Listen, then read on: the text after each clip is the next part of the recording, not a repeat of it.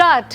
1 2 3 4 5 6 7 8 9 10 11 12 13 14 15। Okay now times up. ठीक है, times up तो हो गया, लेकिन हुसैन आप अपनी जगह छोड़कर आज राइजर पर क्या हो गया आज जो है कुछ खास होने वाला। देखिए भाई, रोज आप नए नए चैलेंज लेकर के आते हैं दर्शकों के लिए, तो मैंने सोचा कि एक टेस्ट आज मैं खुद भी दीपिका और ईशा के साथ कर लूं।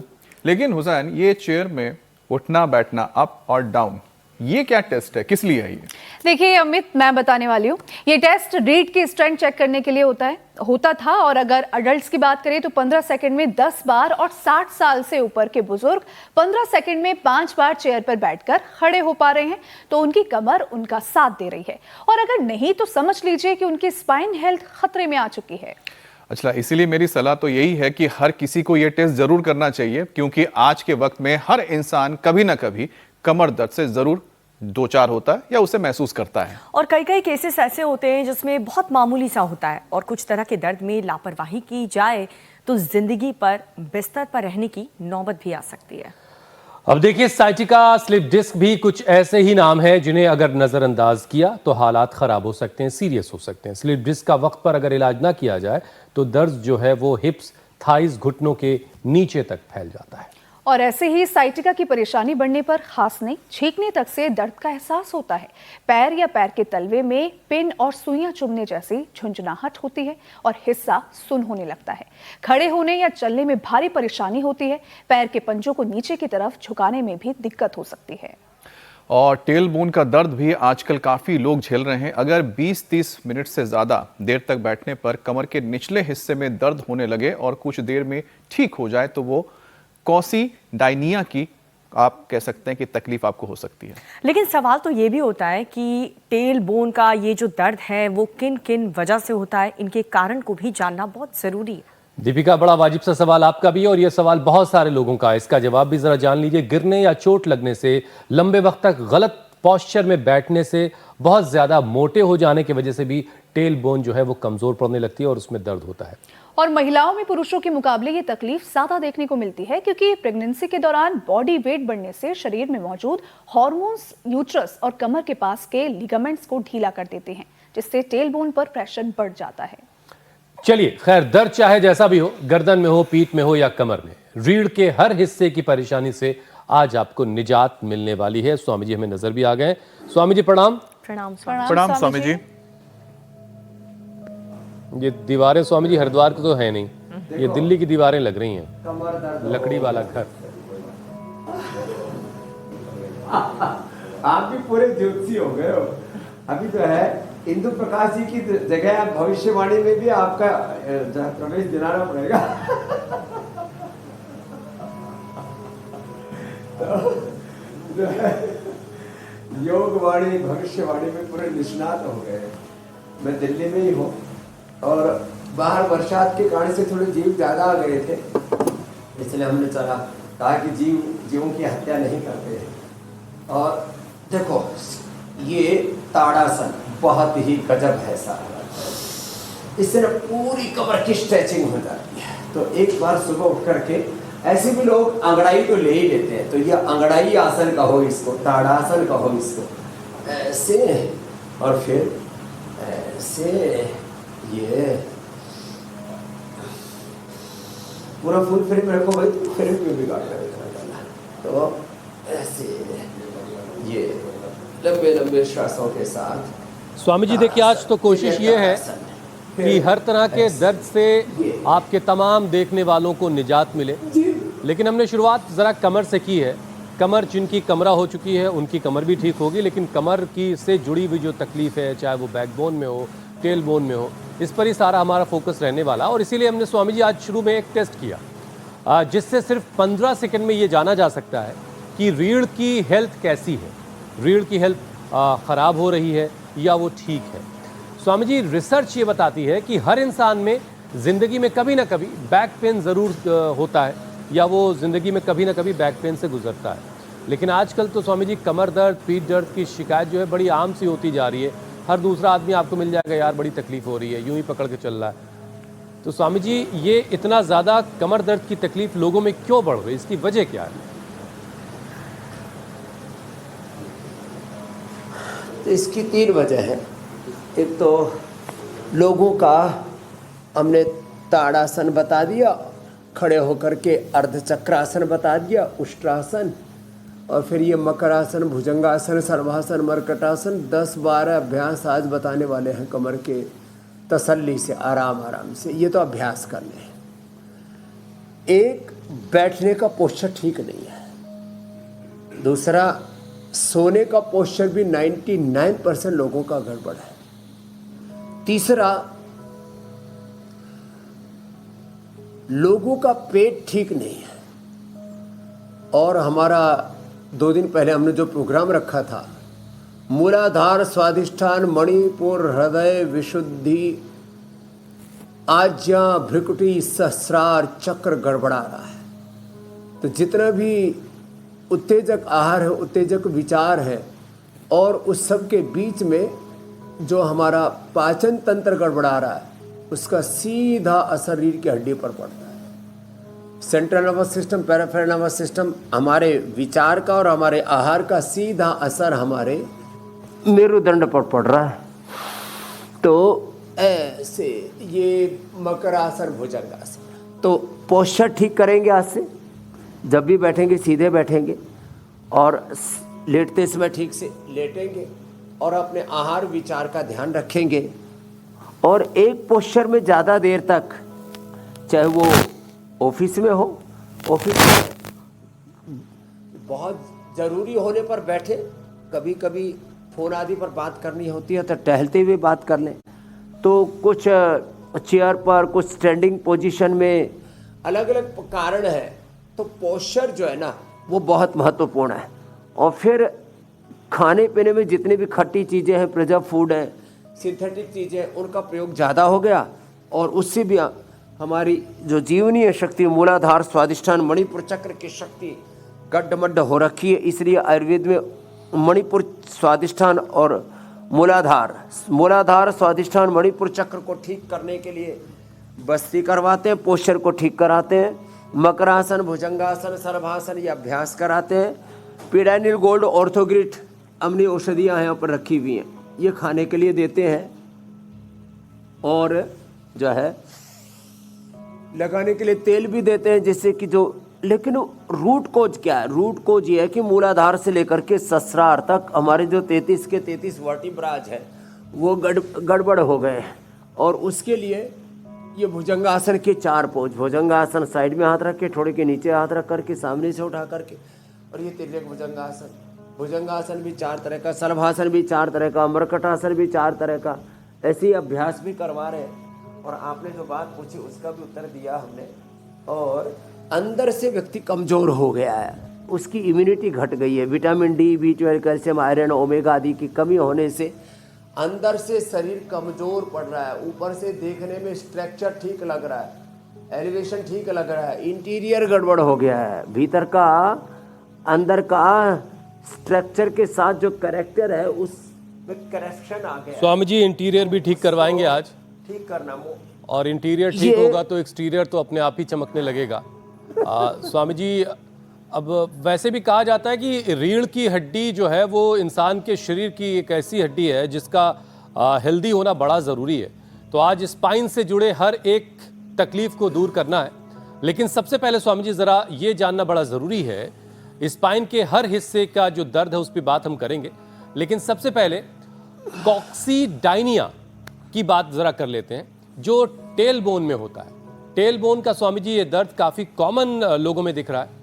रीढ़ के सबसे निचले हिस्से के इस दर्द को दूर करने का क्या उपाय है स्वामी जी? क्योंकि ऐसी जगह तकलीफ हो रही होती है जहाँ ठीक से सिकाई भी नहीं हो सकती, जहाँ तो टेल बोन में पेन जब होता है ना, तो असह्य होता है, असह्य वेदना होती है उसमें। जैसे आपने बताया ना मेरे भाई हुसैन जी, ये रीढ़ की हड्डी की निचली जो पूंछ है ना, टेल बोन, तो वो जो नीचे की पूंछ है ना, उसमें इतना असह्य वेदना, इतनी असह्य पीड़ा होती है। एक तो माताओं बहनों को जो नॉर्मल डिलीवरी होने पाती है, उस समय जो इंजेक्शन लगाते हैं उसके कारण से ये पेन होता है। पुरुषों को का पोस्चर ठीक न होने से, और जैसे मैंने कहा मूलाधार स्वादिष्ठान मणिपुर चक्र की गड़बड़ाने से ये रीढ़ की हड्डी जो मूल है ना, यहाँ गड़बड़ी आती है। और उसके लिए मकरासन, भुजंगासन, सर्वासन, धनुरासन जितने हो जाए उतना कर लेना। मरकटासन भी बहुत जरूरी है, इसकी 4 पोज बताएंगे। फिर अर्ध पवन मुक्तासन, एकपाद उत्तानासन, सेतुबंधासन और लेट करके चक्रासन भी, ये चीजें बता रहे हैं। और टेलबोन के दर्द को सेकंडों में दूर करना है तो श्रृंगी, लीच, अग्निकर्मा, एक्यूप्रेशर, एक्यूपंक्चर, ओजोन थेरापी, ये अनुभव की हुई बात बता रहे हैं आपको हम। एकदम से माने दर्द ऐसे गांव की भाषा में बोले तो छू मंतर हो जाता है।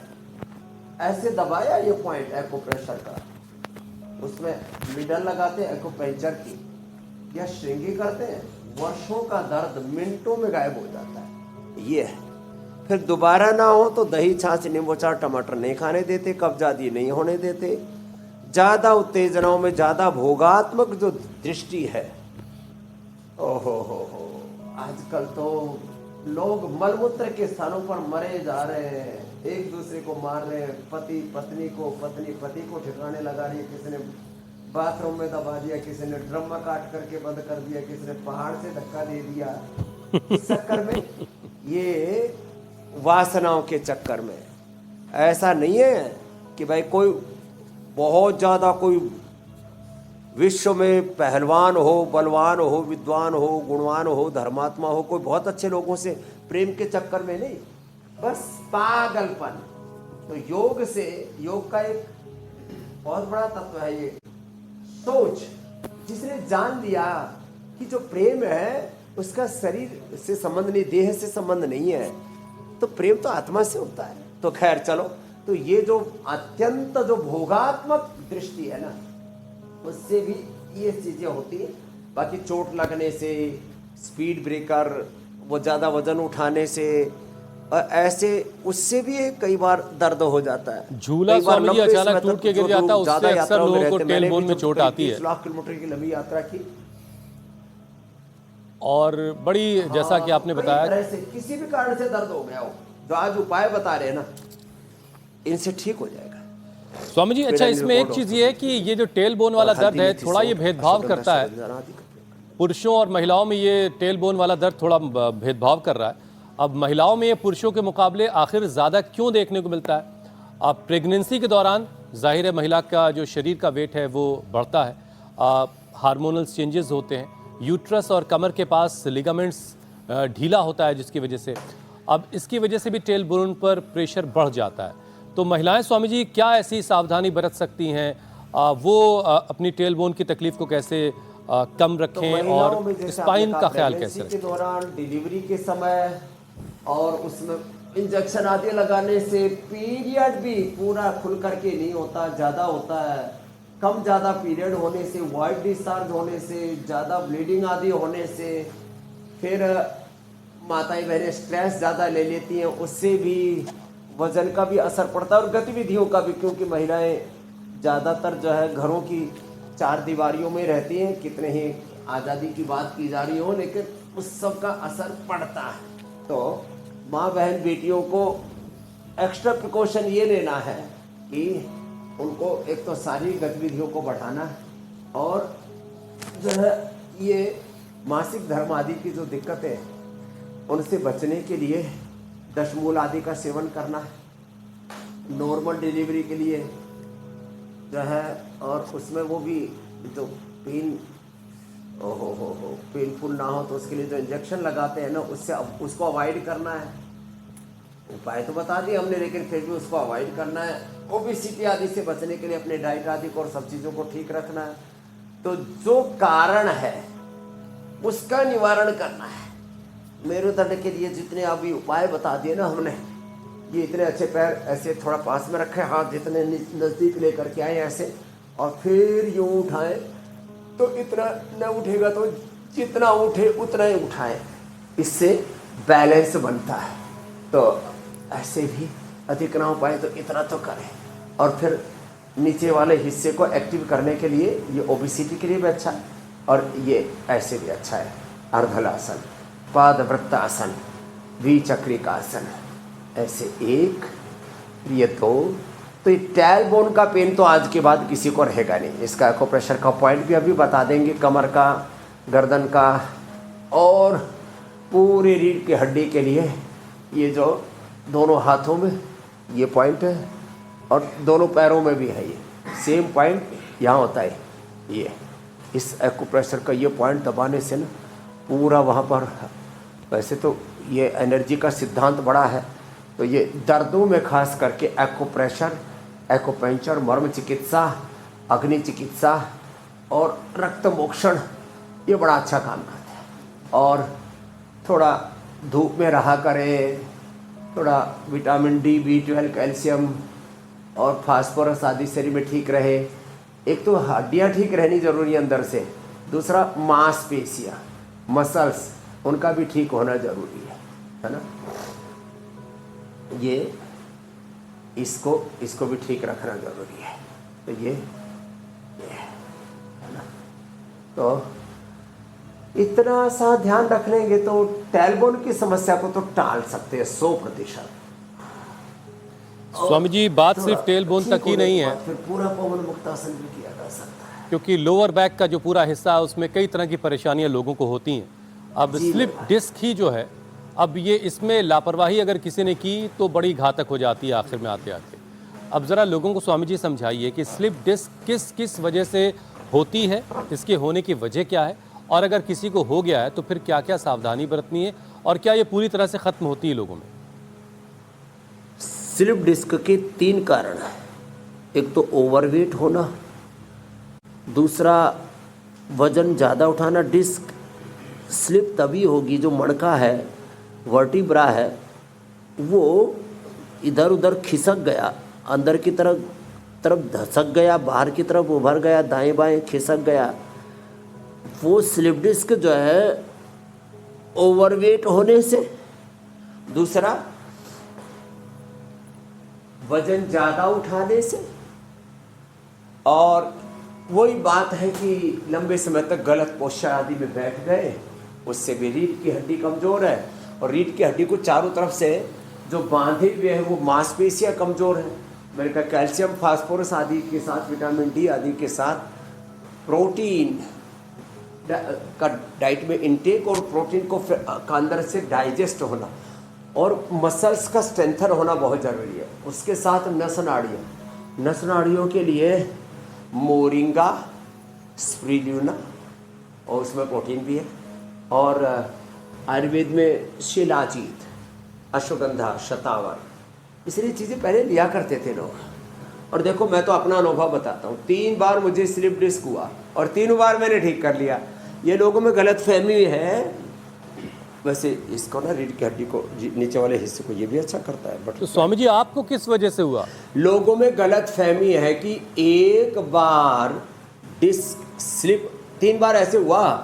एक बार तो मैं पेड़ के ऊपर से गिर गया, हरियाणा में पैदा हुए हो, उत्तराखंड में चले गए, लीची के पेड़ पर चढ़ गए ऊपर से लीची तोड़ने के चक्कर में कमर तोड़ा ली, ऊपर से पड़े सीधे 20-25 फीट नीचे और ठुक गई कमर। वो तो अच्छा था, कठोर फर्श नहीं था, ज़मीन पर ही गिरे, संभल गए, लेकिन उसमें हो गया। पहले, अभी भी वैसे हम बीच बीच में कुश्ती करते रहते हैं। एक बार अनाड़ी पड़े से अपने से डबल वजन वाले को उठा लिया और ऊपर से फेंका। अब तो हम नीचे बैठ करके फिर फेंकते ऊपर से, तो दिक्कत नहीं आती। और जो है, तीसरी बार ऐसी कमर में झटका लग गया ज़्यादा वजन उठाने से, थोड़ा अनाड़ीपने हमने भी कर रखे हैं तो ज़्यादा वजन उठाने से, कमर में झटका लगने से, तो लीची के चोट लगने से लोग ना लगे, हो जाता है, उसमें ज़्यादा नुकसान है। ज़्यादा वजन ना उठाए और अनाड़ीपना ना करे ये डिस्क्लेमर दे दिया। ठीक है, थैंक यू। तो स्वामी जी, ठीक कैसे किया आपने, ये भी बताइए।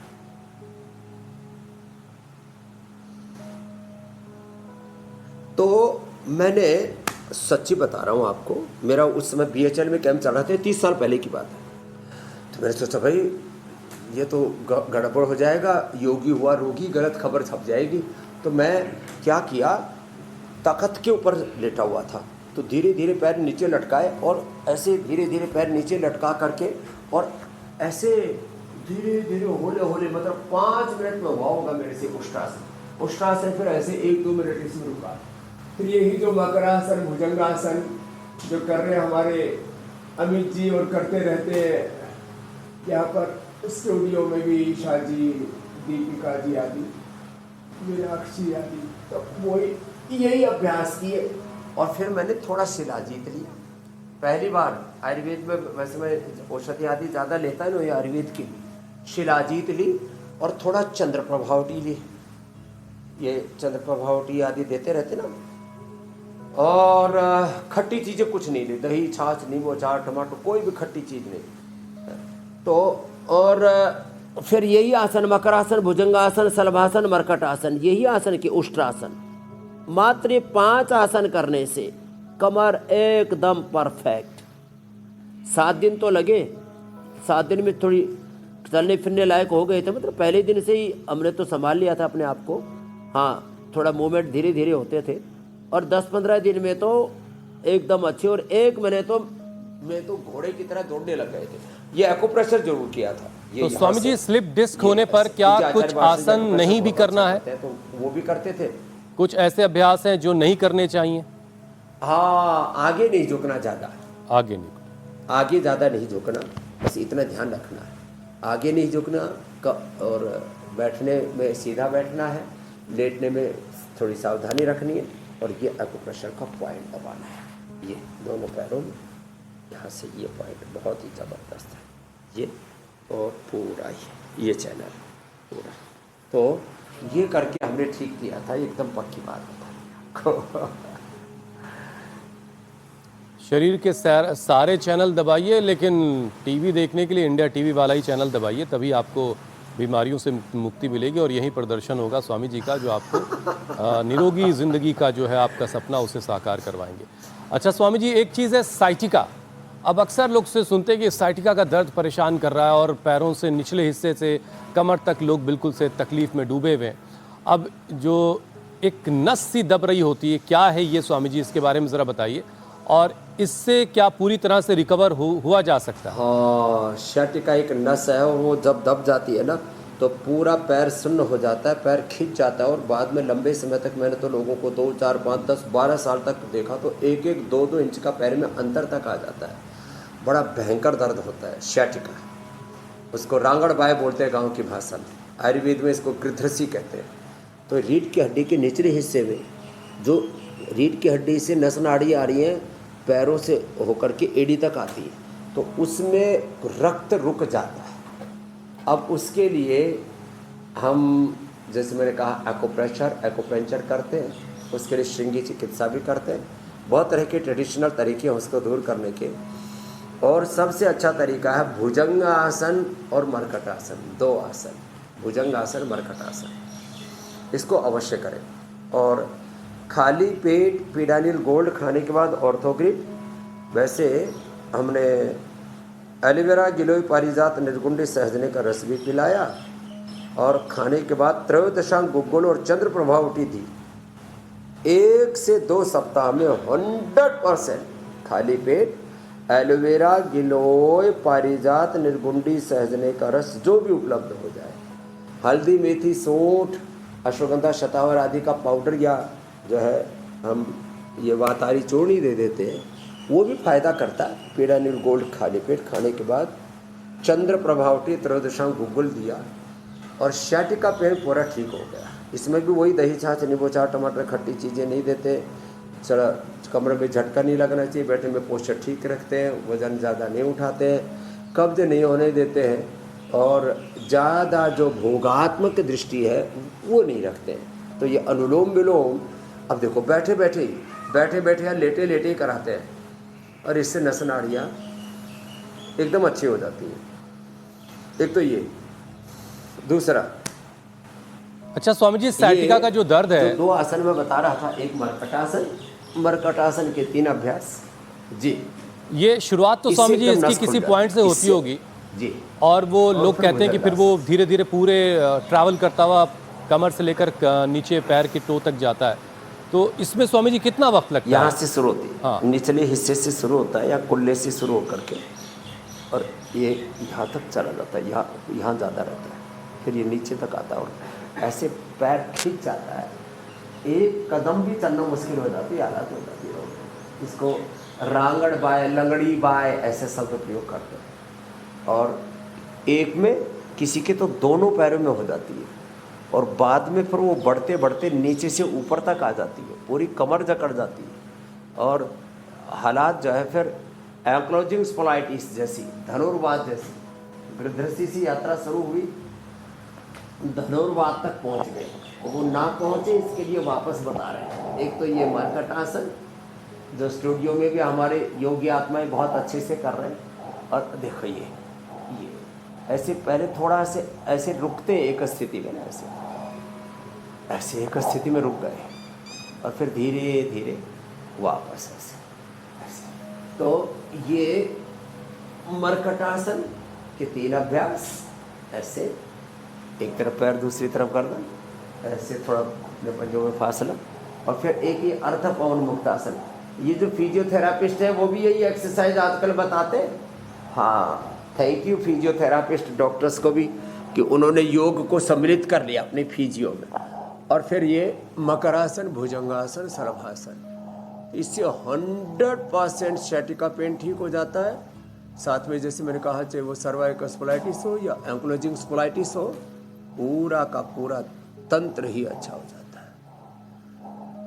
तो दर्द कोई भी हो, निरंतरता के साथ करना तो पड़ता है, योग तो करना पड़ेगा। हौले हौले करो, धीरे धीरे अभ्यस्त हो जाएंगे ऐसे ये और ऐसे। ये फोन कट गया, कोई बात नहीं, पीसीआर वाले जोड़ लेंगे। और हाँ, थैंक यू पीसीआर, बड़े समझदार, तुरंत जोड़ लेते हैं। ऐसी समझदारी सब लोग दिखाएं तो न तो काम में दिक्कत आए, न तो कोई स्वास्थ्य की दिक्कत आए। लोग, मेरे भाई बीच में कट गया था, वापस जुड़ गया। बिल्कुल स्वामी जी, सबको देखिए जागरूक रहना है, हेल्थ हाँ। Awareness, health system, education system, विधायिका, कार्यपालिका, न्यायपालिका, मीडिया, जहाँ भी हो, घर परिवार, समाज में, सामाजिक तौर पर, मजहबी तौर पर, राजनीतिक तौर पर, आर्थिक तौर पर सब जागरूक रहे तो न तो कोई बीमारी होगी, न जीवन में कोई बुराई आएगी। और जागरूक रहेंगे, थोड़े होश में रहेंगे, परस्पर जागरूकता रहेगी तो चोरी चकारी घरों में भी नहीं होगी, मंदिरों में भी नहीं होगी। मंदिरों में, मस्जिदों में, गुरुद्वारों में, चर्चों में, ओहो साहब, मामला गड़बड़ है। इसलिए बिल्कुल ठीक बात है, जागरूकता ही बचाव है और हर तरह के मामलों में ये लागू होती है। बिल्कुल ठीक बात स्वामी जी आपने कही। अब देखिए, साइटिका से तो स्वामी जी आपने मुक्ति दिला दी, लेकिन अभी बात पूरी चुकी हुई नहीं। आज बात स्पाइन हेल्थ की हो रही है, तो सर्वाइकल को नज़रअंदाज नहीं किया जा सकता। और वैसे भी मोबाइल एडिक्शन ने हालात बहुत ख़राब कर रखे हैं। सर्वाइकल का दर्द स्वामी जी अगर बढ़ जाता है तो फिर एंजाइटी, चक्कर लोगों को आने लगते हैं, यहाँ तक हालत लोगों की ख़राब हो जाती है। तो इस तरह के हालात ना बने, एक तो ये बात, और सर्वाइकल के भयंकर दर्द से अगर कोई जूझ रहा है तो उसे छुटकारा कैसे मिलेगा? जो लोग गले में पट्टा लगा के घूम रहे हैं, सर्वाइकल स्पोलाइटिस पेन, फिर वो फ्रोजन शोल्डर में, वर्टिगो में तब्दील हो जाता है, लोग चलते फिरते गिरने लगते हैं। और मेरे भाई इतना ही नहीं, यह हालात हो जाती है हुसैन जी। मैंने तो एक अपने बहुत ही प्रिय आत्मा थे, हरि भाई पुणे के, बालकोनी में खड़े हुए थे और चक्कर आया और ऊपर से नीचे गिर गए और मर गए। उनकी पत्नी माया बोले, स्वामी जी हमारे तो अब जिंदगी में ऐसा दुख आ गया, अब क्या करें। तो ये बातें छोटी छोटी लगती हैं, लेकिन बहुत बड़ी दुर्घटना हो जाती है। तो ये जो स्कंद संचालन है, ये हस्त संचालन, देखो ऐसे ऐसे इस तरह से, ये गर्दन आगे पीछे यूँ करना, गर्दन दाएं बाएं ये झुकाना ऐसे। ये इंटरनेशनल योग डे के प्रोटोकॉल में भी छोटे छोटे अभ्यास डाल रखे हैं। ऐसे तो वो योगा का प्रोटोकॉल डिजाइन ऐसा किया है जिसने भी किया है, वो बच्चों से लेकर के बुजुर्ग और खास करके बुजुर्गों का ध्यान रखा गया है, क्योंकि उसमें अब सब सम्मिलित तो होते हैं, इसलिए बुजुर्ग एमएलए, एमपी, सीएम और बड़ी उम्र वाले पीएम, प्रेसिडेंट आदि सब एक साथ कर सके, ऐसा ही उसको डिजाइन किया गया। लेकिन धीरे धीरे करके लोग अब सामान्य योग, थेरापिटिक योग, एडवांस योग में भी निष्णात हो रहे हैं। तो ये सामान्य गर्दन की एक्सरसाइज और फिर वापस उष्ट्रासन। उष्ट्रासन पूरा भी ना हो पाए ना, अब ये ऐसे भी सबसे हो नहीं पाता, लोग फिर आते हैं इतने अधर से ही रह जाते हैं, यहाँ तक भी नहीं पहुँच पाए। तो कम से कम ऐसे ही बैठ करके ऐसे ही झुकने, इतने भी नहीं झुक पाते तो ऐसे पैर सीधे कर लें और ऐसे ही 10-20 बार कर लें। और देखो ये तो कितना अच्छा आसन है, ऐसे इतना तो सभी कर सकते हैं। और फिर जो है इतने से ही गर्दन बहुत अच्छी हो जाती। इतना भी ना हो तो तख्त पर, पलंग पर लेट करके गर्दन लटका दे पीछे थोड़ा। एक ने अपना टीवी, इंडिया टीवी सामने ना लगा करके दीवार में थोड़ा ऊपर लगा लिया और उसी से उसका सर्वाइकल ठीक हो गया। मैं ये आपको मजाक की बात नहीं बता रहा हूँ, मतलब टीवी जो है सामने दीवार पर आंखों के पैरेलल में ना रख करके थोड़ा ऊंचा रख लिया और उसी से सर्वाइकल ठीक हो गया।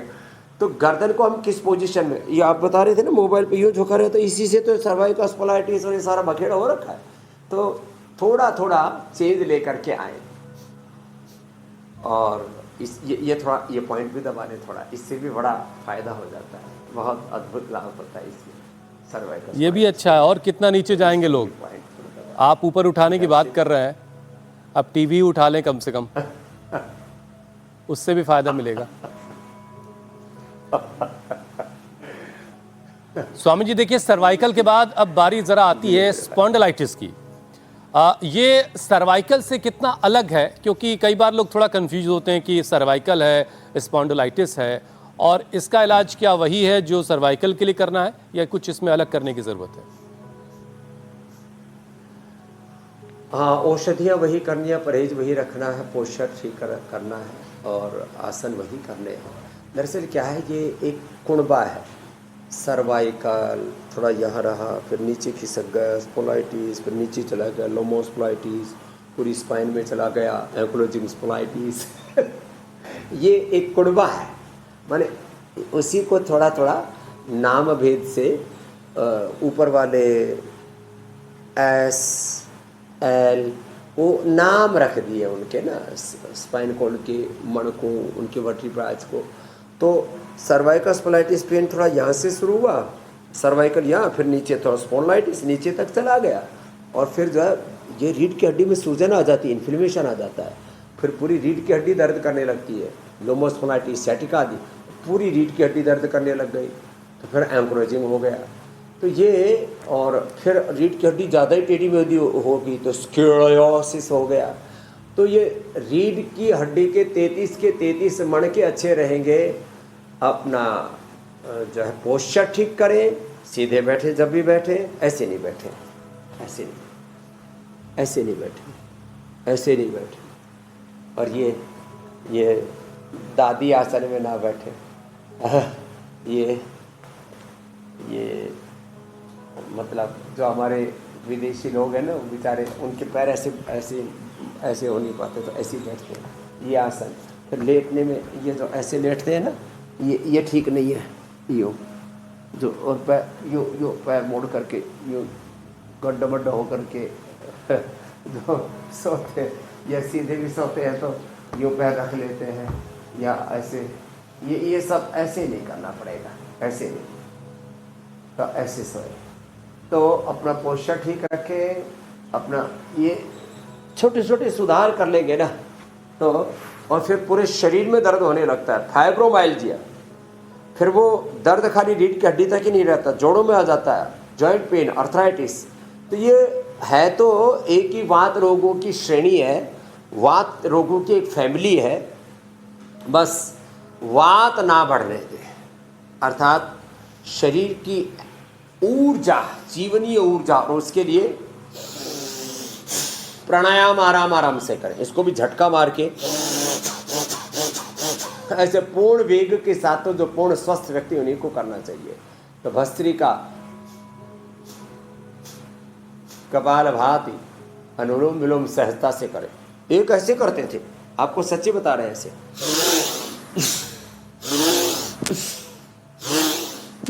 अब उसी को सियाटिका भी हो गया, स्लिप डिस्क भी हो गया, लोमोस्पोलाइटिस भी हो गया, झटके मार मार के भस्त्रिका कर रहे थे। एक योगी जी, अब तो उनका शरीर पूरा हो गया, मैं आपको ये अनुभव की भी बातें बता रहा हूँ। तो ये हर काम को विधि विधान से तरीके से कर लो। तो उछल उछल करके भस्त्रिका करना, यूं हाथ खींच खींच करके भस्त्रिका और उसके बाद स्वामी जी लोग शिकायत करते हैं कि उनको पूरा फायदा नहीं मिल रहा, और इसीलिए हमने बार बार इस तरह के कार्यक्रम भी रखे कि स्टेप बाय स्टेप आपसे जाना कि कौन सा अभ्यास कैसे किया जाएगा, क्योंकि तभी कोई अभ्यास फायदा देगा जब 100% एक्यूरेसी के साथ उसे किया जाएगा, उसमें कोई टेक्निकल फॉल्ट नहीं होगा, तभी वो आसन फायदा आपको पहुंचाएगा।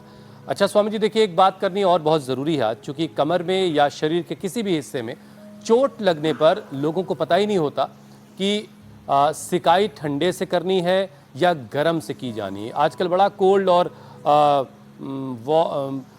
ठंडे और गर्म की सेक की बात बहुत चल रही है। तो स्वामी जी, सिकाई का सही तरीका क्या है? ठंडे से कब करनी है और गर्म से कब करनी है? ठंडा और गर्म। तो देखो, एक तो कहीं सूजन आ जाए ना, तो उसमें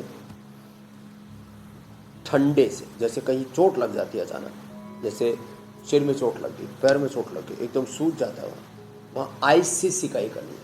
आइस को कपड़े में डालिए, ये तो मोटा कपड़ा है, थोड़ा बारीक कपड़े में, कॉटन के कपड़े में डाल लिया और उससे सिकाई कर दी, एकदम से वो बैठ गया। उससे वहाँ जो ब्लड सर्कुलेशन बहुत ज़्यादा हो गया था ना, तो वो जो, और फिर सूजन आ गई थी, वो कम हो जाती है, संकोचन हो जाता है नस नाड़ियों में, वो ब्लड वहाँ से पास ऑन हो जाता है। सामान्य रूप से ठंडे गर्म की सिकाई करते हैं। आयुर्वेद में फिर हम पोटली मसाज भी करते हैं, स्टीम भी देते हैं। तो ठंडा और गर्म दोनों के करने से आकुंचन और प्रसारण, सिकुड़ने और फैलने की जो नस नाड़ियों की मांसपेशियों की जो प्रक्रिया ठीक होने से वहाँ ब्लड और एनर्जी का फ्लो पूरा ठीक हो जाता है, और जो इन्फ्लेमेशन आया था वो भी वहाँ से निकल जाता है।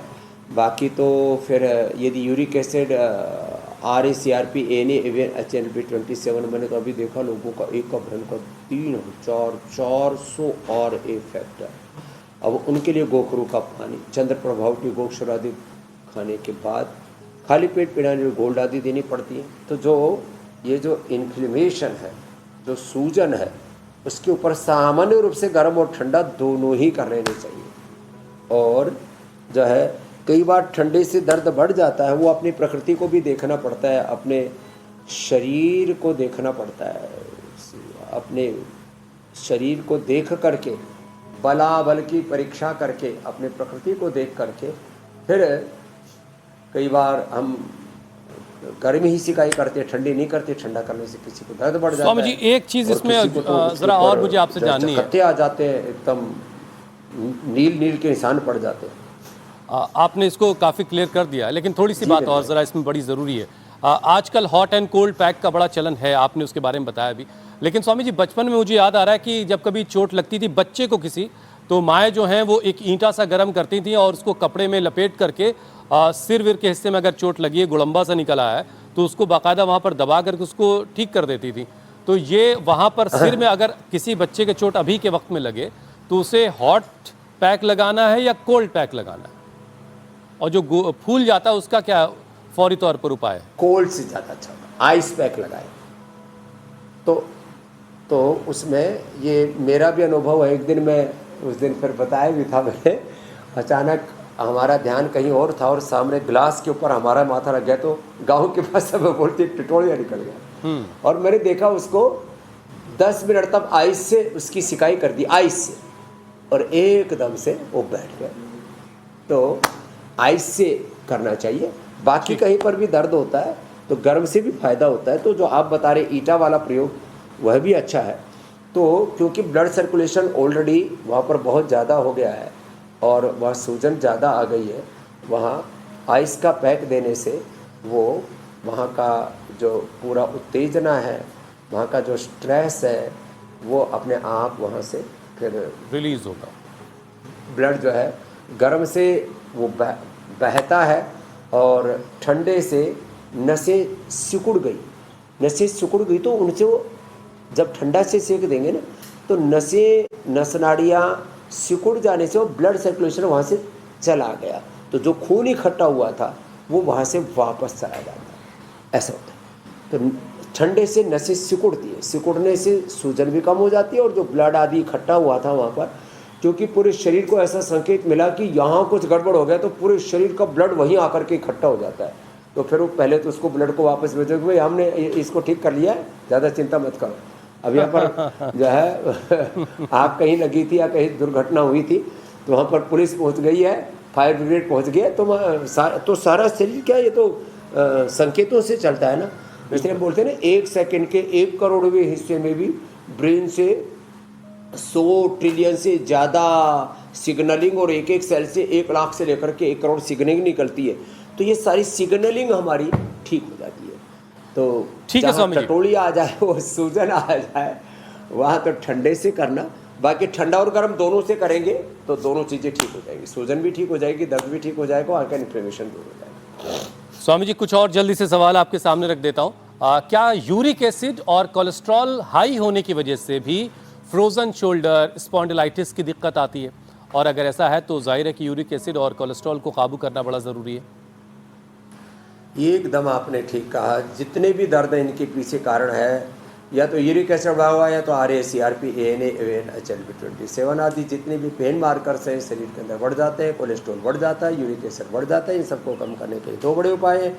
एक है सुबह उठ करके गोधन अर्क पियो, इसलिए गोधन अर्क हम लगभग रोज ही बता देते। दूसरा गोखरू पियो, गोखरू पूरे शरीर को, गोधन अर्क और गोखरू पूरे शरीर को अंदर से धो देता है साहब। और हाँ, ठंडी चीज़ें ना, जैसे लौकी का जूस ना पिए, लौकी की सब्जी खाएं, लौकी का जूस, खीरा, ये सब दर्द को बढ़ा देते हैं। दही, छाछ और तमाम तरह की खट्टी चीज़ें और ठंडी चीज़ें, जैसे तो बहुत ज़्यादा बात बढ़ने पर हम तो चावल भी मना करते हैं, गेहूँ भी मना करते हैं, रागी, जवार, बाजरा आदि लेना चाहिए। तो ऐसे छोटी छोटी बातों का ध्यान रखेंगे तो कितना ही बढ़ा हुआ यूरिक एसिड हो, RA फैक्टर हो, मैंने कहा ना हमने तो 2-2, 3-3, 3,400 तक बढ़े हुए RA फैक्टर को, और यूरिक एसिड RA फैक्टर तो होना चाहिए 15 से नीचे, यूरिक एसिड होना चाहिए 7 से नीचे। वो 7 की बजाय 10-11 हो जाए ना तो आदमी एक कदम चलना तो बहुत दूर के बाद भी ऐसे भी मूवमेंट नहीं कर सकता, इतना भी ये हालत हो जाती है। तो वो गोखरू से पूरा ठीक हो जाता है। खाने के बाद चंद्र प्रभाव के गोक्षर आदि गूगल दे देते हैं, दिन भर गोखरू का पानी पिलाते और ये सारे हालात जो है स्वामी जी खराब लाइफस्टाइल ने कर रखी है। लोगों ने अपनी लाइफस्टाइल इतनी चौपट कर ली है कि ये सारी बीमारियां जो हैं उनसे आके चिपक गई हैं। और थोड़ा तो पीड़ा तेल से मसाज कर लिया। स्पाइन से लेकर कमर तक का कबाड़ा भी इसी खराब लाइफस्टाइल नहीं किया है। स्वामी जी अब आखिर में ज़रा सा प्राणायाम कर लेते हैं। और स्वामी जी प्राणायाम कैसे इन सारे दर्द में थोड़ी राहत दे सकता है? पूरी शरीर की ऊर्जा को अलाइनमेंट कर देता है। स्थूल सूक्ष्म कारण शरीर, अन्नमय प्राणमय विज्ञान आनंदमय कोश, प्राणापान व्यान उदान समान नाग पूर्व कृकल देवदत्त धनंजय, 5 प्राण 5 प्राण 5 महाकोश स्थूल सूक्ष्म कारण शरीर को ऊर्जा से आप्लावित कर देता है। और इसलिए कहा कि प्राण जो है ये सबसे बड़ी औषध है, प्राण ब्रह्म है। सर्वाइकल स्पॉन्डिलाइटिस पेन हो तो थोड़ा धीरे कर लेना, ऐसे भस्त्रिका, फिर कपालभाति धीरे धीरे, कमर में ज़्यादा दर्द हो तो कपालभाति धीरे करना है, बाह्य प्राणायाम भी धीरे करना है, अनुलोम विलोम, और इससे पूरे शरीर की सिग्नलिंग, पूरे शरीर में ऊर्जा का प्रवाह सबको ठीक हो जाएगा। और जो बेदर्द दर्द आदमी को परेशान कर रहे हैं, इन दर्दों से पूरी तरह से हम निजात पाएंगे। ये अनुलोम बिल्कुल बिल्कुल स्वामी जी, जो योग करेगा सुबह शाम उसे एकदम पूरे शरीर में ऊर्जा आ जाती है, उससे दर्द से मिलेगा आराम। स्वामी जी अब आपसे इजाजत लेने का समय हो गया। बहुत बहुत प्रणाम। धन्यवाद। बहुत बहुत शुक्रिया स्वामी जी।